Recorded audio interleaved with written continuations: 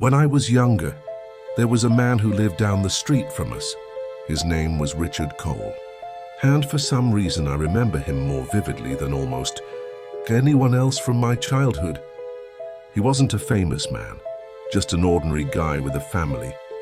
But he had a presence that stuck with you. He was tall, had dark hair that was always slicked back neatly, and whenever he walked by, he would smile at everyone in the neighborhood. People liked him, trusted him. He worked at a factory nearby, coached Little League on weekends, and was known as the kind of father that everyone admired.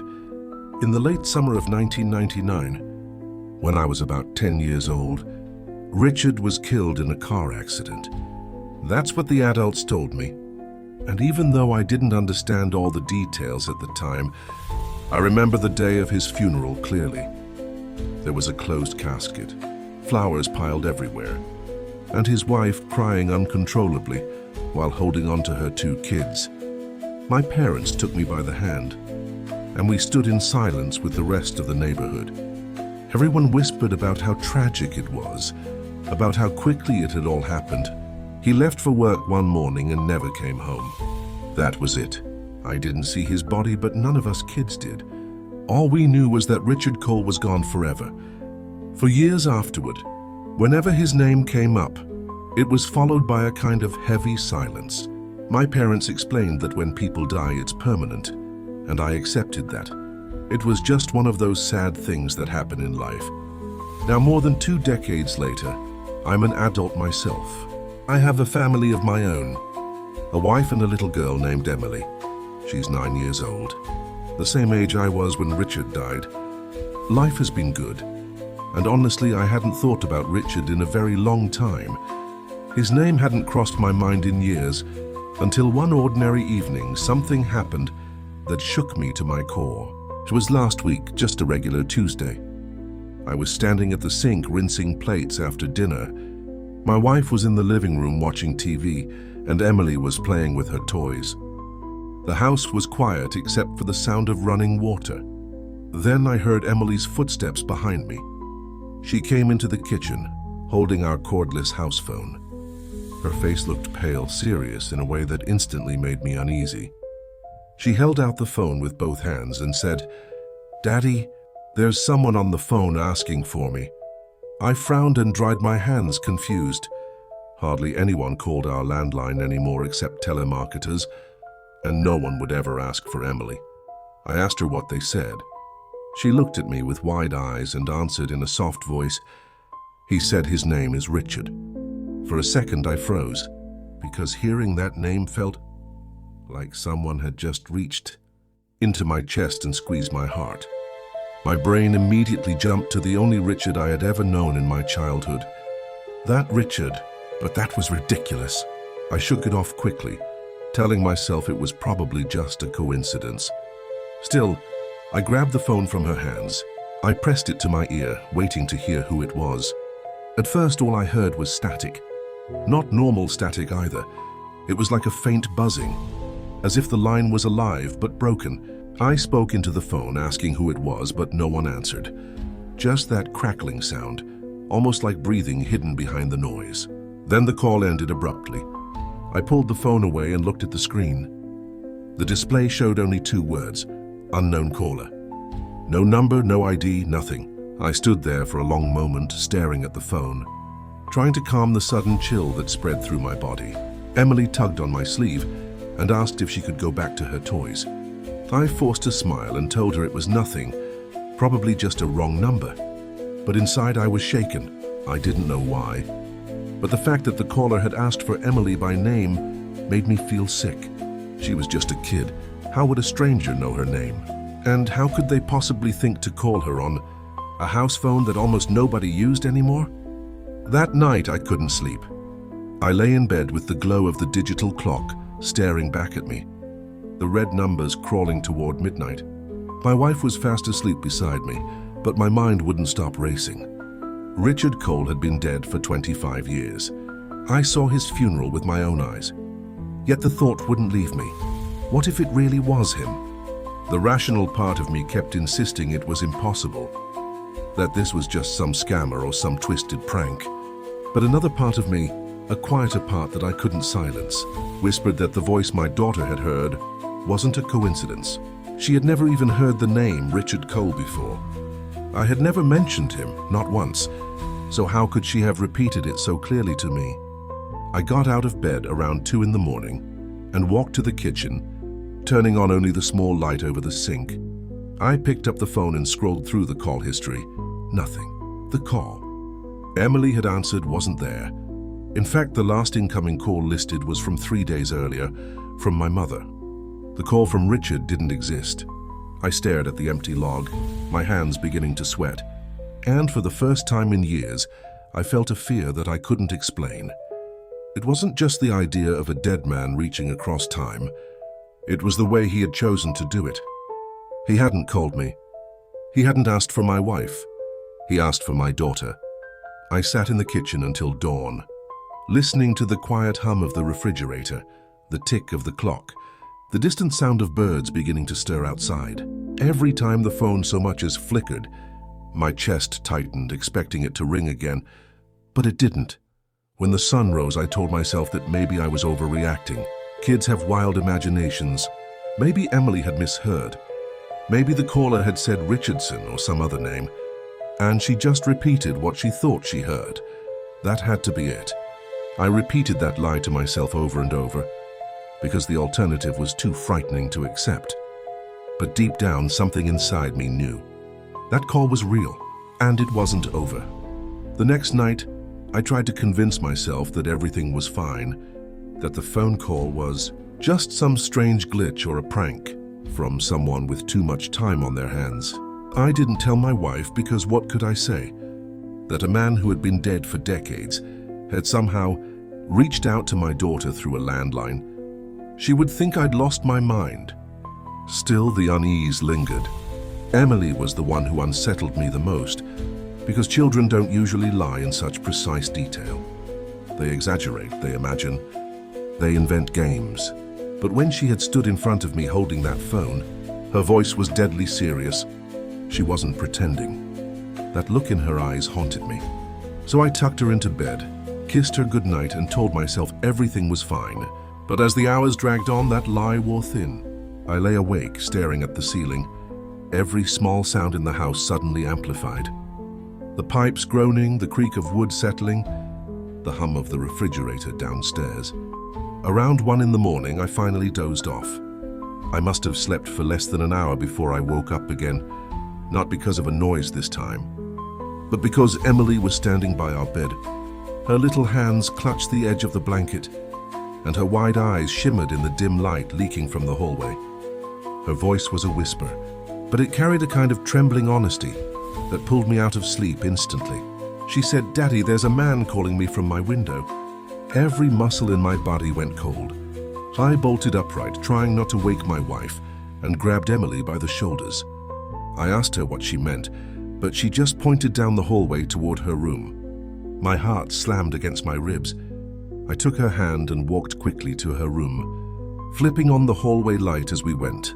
When I opened her bedroom door, everything was quiet. The curtains were closed, the window locked. The soft glow of her nightlight painted harmless shadows across the room. I checked outside through the glass, but the yard was empty. Nothing but darkness stretching across the lawn. I told Emily it was just a dream, but she shook her head furiously. "No, Daddy, he was there. He said his name is Richard. He said he knows you." I nearly collapsed. She couldn't have made that up. She had no way of knowing who Richard Cole even was, let alone connecting him to me. I had never mentioned him in her presence, not once in her 9 years of life. I tucked her back into bed, but I could barely breathe. My mouth went dry and I could feel my pulse pounding in my throat. I sat by her side until she drifted off, her small hand curled around her stuffed animal, her breathing steady and calm. But my own mind was spiraling. How could she know? How could she say his name so clearly? I went back to my room, but I couldn't sleep. I sat on the edge of my bed, staring at the dark shape of the phone on the nightstand, waiting. It didn't ring, but somehow the silence was worse. The stillness pressed down on me, suffocating. I finally drifted into a restless half-sleep, my body tense, my ears straining for any sound. and then around 2 in the morning it came. The sharp, shrill ring of the phone shattered the silence.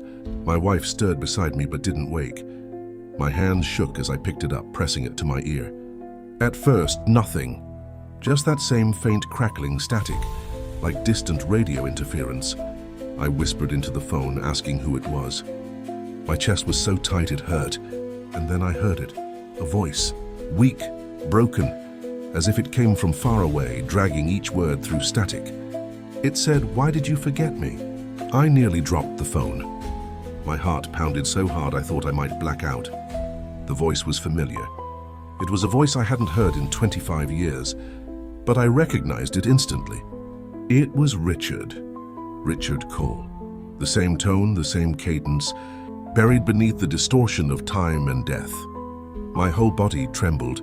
I whispered his name without thinking, but the moment I did, the line went dead. Silence, just silence. I sat there in the dark, gripping the phone so tightly my knuckles ached, staring at nothing, my mind a blur of disbelief and terror. I wanted to wake my wife, to tell her everything, but I couldn't even form the words. How could I explain that a dead man was calling our house and asking for my daughter? Instead, I sat frozen, every nerve in my body on edge. The minutes dragged on like hours. By morning, I looked like I hadn't slept in days. My wife asked if I was feeling okay, and I lied, saying I'd just had a rough night. Emily, on the other hand, seemed strangely calm. She ate her cereal quietly, swinging her legs under the table, and when she looked up at me, there was an odd glint in her eyes. She didn't mention the window, didn't mention the man calling her name. She just smiled faintly, almost like she knew something I didn't. That day at work, I couldn't focus on anything. Every sound made me jump. My phone buzzing in my pocket nearly sent me into a panic. I kept replaying the voice in my head, the way he had spoken, the weight behind his words. Why did you forget me? As if he was angry, as if he expected something from me. But what could a dead man possibly want? And why would he come for my daughter instead of me? That evening, I made sure to lock every door and window before we went to bed. I double-checked the curtains in Emily's room, kissed her goodnight, and told her she was safe. But even as I said the words, I didn't believe them. I sat in the living room for hours, watching the phone, staring at the silent screen, waiting for it to ring again. The house was so quiet it felt wrong, like the air itself was holding its breath. When the phone finally rang again, just past 2 in the morning, I felt my stomach twist. I forced myself to answer, my voice trembling as I whispered hello. This time the voice came faster, sharper, cutting through the static. It wasn't asking why I forgot him anymore. It said something else. Something that made my blood run cold. It said, "She's mine now." The line went dead. After that call, nothing felt the same inside the house. The walls seemed to breathe with me. The air felt heavier, and even the light during the day seemed colder. I couldn't shake the sound of his voice repeating in my head. Those 3 words that made my skin crawl. She's mine now. I wanted to believe it was just some cruel prank, some twisted person targeting us for reasons I couldn't understand. But I knew deep down it wasn't. I knew it because of the way Emily looked at me the next morning. She sat at the breakfast table, her cereal untouched, staring out the window with this faraway expression that wasn't normal for a 9-year-old. When I asked her if she was okay, she turned her head slowly, like it took effort, and smiled at me in a way that didn't feel like her at all. It was too calm, too knowing. Then she whispered, "Richard says hi." I nearly dropped the mug I was holding. My wife glanced up, confused, and asked who Richard was. I lied quickly, saying it must be a character from a cartoon. But Emily just kept staring at me with that unnatural smile, like she knew exactly what I was doing. My hands shook so badly, I had to leave the table. I started digging through old boxes that night, searching for anything that might connect me to Richard Cole. Anything that could explain why after 25 years he would suddenly reappear in my life. I found an old yearbook, a few faded photos, even a newspaper clipping about his accident. Reading the article made my stomach twist. It mentioned how his car had gone off the road late at night, how no other vehicles were involved, how they found him slumped over the wheel. The strange part was a single sentence buried in the story. something I hadn't remembered until then. The police at the time suspected he had fallen asleep, but the coroner reported that Richard had bruises on his wrists, like someone had been holding him down. That detail had been brushed aside back then, but now it screamed at me. Over the next few days, the phone calls kept coming, always at night, always around 2 in the morning. Sometimes he said nothing, just breathed through the static, and other times he whispered things that made my blood run cold. He would say Emily's name slowly, dragging it out, almost savoring it. He would laugh softly, a broken, hollow sound that didn't belong to the man I remembered from my childhood. I stopped answering, but the phone wouldn't stop ringing, and every time I ignored it, Emily would wake up and come to my room, saying she could hear him calling from the window again. She never looked scared, though. That was the part that terrified me the most. She looked calm, almost happy. One night I couldn't take it anymore. The phone rang, and I snatched it up, screaming into the receiver, demanding to know what he wanted, demanding to know why he was doing this to my family. For a long moment there was silence. Then Richard's voice came, clearer than before, not buried in static, but sharp and close, like he was standing right behind me.